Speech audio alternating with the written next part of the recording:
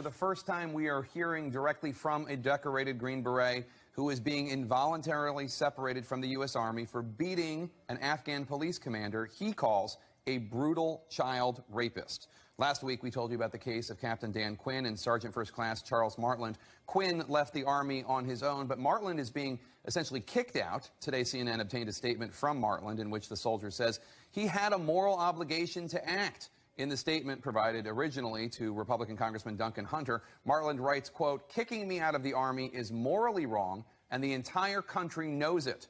The alleged rapist whom he confronted is a U.S.-backed Afghan police commander who had allegedly tied a young boy to a bed and raped him repeatedly for up to 2 weeks, according to the boy and his mother, as well as according to other police commanders. Captain Quinn was with Martland when they physically confronted the rapist to send him a message, they say. Sadly, it was not the first time the soldiers had heard of this kind of abuse in this village, but they say they had previously been told by higher-ups in the Army that it was an Afghan matter and that there was nothing they could do about it. However, the local Afghan government, the two soldiers say, was not willing to act. Charles and I just felt compelled to step in and go around the government of Afghanistan and handle the situation ourselves. In his statement obtained today, Martland says, quote, "The severity of the rapes and the lack of action by the Afghan government caused many of the locals to view our local police as worse than the Taliban." Both Martland and Quinn were relieved of their duties after the incident. Congressman Hunter has written to the Secretary of Defense, but without intervention by the Secretary of Defense or by the White House, Martland's 11 years of service, which include 2 Bronze Stars having been earned, will end on November 1st. The Pentagon denies any policy telling soldiers to turn a blind eye to sexual abuse. Today, I asked the President's Deputy National Security Advisor, Ben Rhodes, about Martland. He couldn't comment on the case specifically, but he did say this.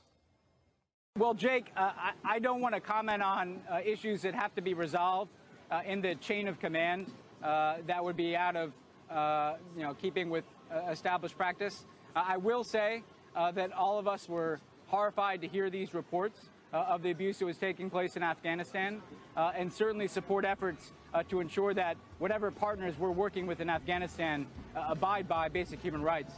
Able to join us this evening. Thank you, Mr. Speaker. The gentleman from Culpeper, Mr. Freitas. Thank you, Mr. Speaker. I rise for a point of personal privilege. The gentleman has the floor. Thank you, Mr. Speaker. Today I'd like to tell you all a little bit about a fellow, I guess I shouldn't say veteran because he's still on active duty, but his name is Sergeant First Class Charles Martland. And Sergeant First Class Martland is an active duty soldier right now that I think needs the help of pretty much all Americans, but especially the people in this body that have some influence with respect to the process by which he is currently being considered for discharge. Sergeant First Class Martland served in the same battalion I did in 3rd Battalion, 1st Special Forces Group. He did multiple tours in Iraq and Afghanistan.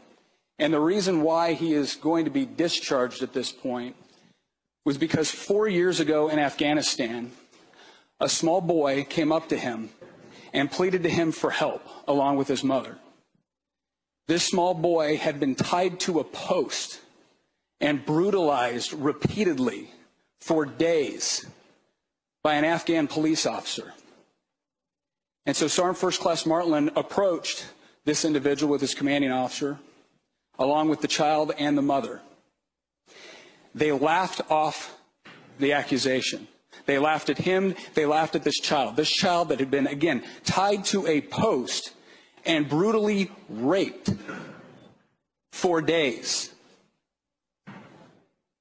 So Sergeant First Class Martland, upon seeing this reaction for the officer, proceeded to punish him for it.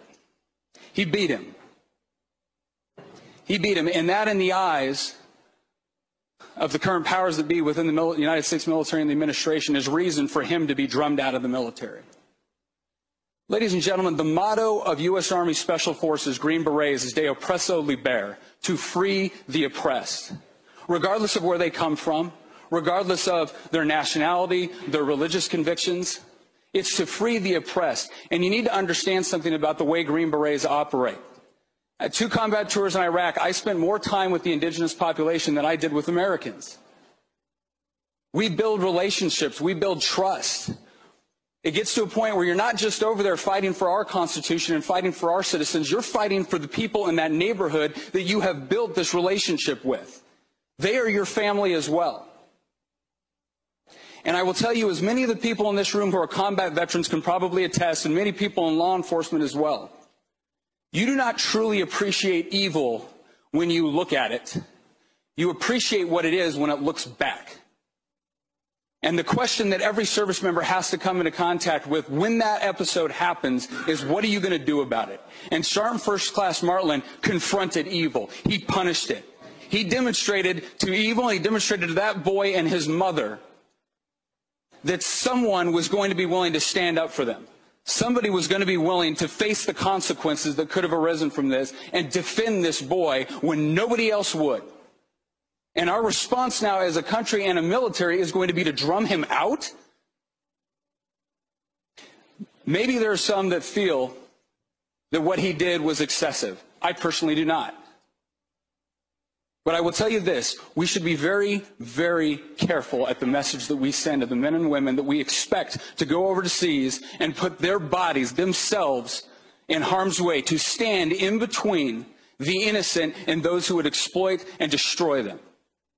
Because when you have signified to them that you will not have their back as soon as it becomes politically inconvenient, that as soon as it may look bad in the press, you're going to abandon them, don't expect a military that is going to continue to go over there and put everything on the line, give up all of their tomorrows, miss anniversaries, birthdays, Christmases, Thanksgiving, away from their families, from their women, from their wives, from their children, from their husbands. He is owed our loyalty. He demonstrated it to us year after year. And quite frankly, I think it demonstrates something to be proud of when a small child in a foreign country that doesn't speak the same language, that barely knows this person, is willing to come up to them and sees that flag on his shoulder as a symbol of someone that he can go to for protection. And now we've just told not only the people that perpetrated this atrocity against this small boy, we've told the small boy too, don't count on it, because we'll punish them if they do so. Ladies and gentlemen, I want to be defended by a military that when they are confronted with evil like that, their response is not fear, it's not equivocation, it is to confront it with violence if necessary. I think Sergeant First Class Martland deserves our support.